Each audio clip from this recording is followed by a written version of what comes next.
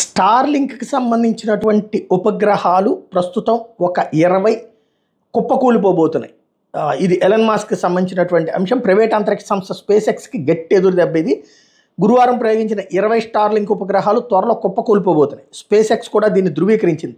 ప్రయోగ సమయంలో చోటు చేసుకున్న పొరపాట ఇందుకు కారణమని చెప్పింది. గురువారం రాత్రి ప్రయోగం మొదలైన కాసేపటికే ఫాల్కన్ 9 రాకెట్ రెండో దశ ఇంజిన్ సకాలంలో మండటంలో విఫలమైంది. దాంతో ఉపగ్రహాలకు ఉద్దేశించినట్టు కక్షకు బదులు భూదిగో కక్షలోకి ప్రవేశించినాయి. దాంతో వాటి మనుగడ అసాధ్యంగా మారింది. అవి త్వరలో భూవాతావరణంలోకి ప్రవేశించి కాలిపోబోతున్నాయని ప్రకటించింది.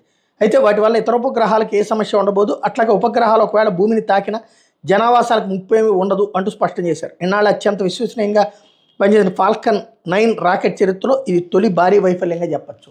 అయితే ఇప్పటికే ఏదైతే ఓ పక్కన పేరు దీనికి వచ్చింది, ఎందుకంటే స్టార్ లైనర్ అంటూ బోయింగ్ వాళ్ళు పెట్టినటువంటిది కాస్త సునీత విలియమ్స్ వీళ్ళు వెళ్ళి అక్కడ ఇరుక్కుపోవడం, అది ఫెయిల్ అవ్వడంతో ఇప్పుడు ఈ వీళ్ళే స్టార్లింకే స్పేస్ ఎక్స్ వాళ్ళే వెళ్ళి వాళ్ళని తీసుకొచ్చేటటువంటి పని మీద కాన్సన్ట్రేట్ చేస్తున్నారన్న సందర్భంలో ఇప్పుడు వీళ్ళది అంత ప్రొఫెషనల్ కాదన్నటువంటి విషయం చర్చకు వస్తుంది.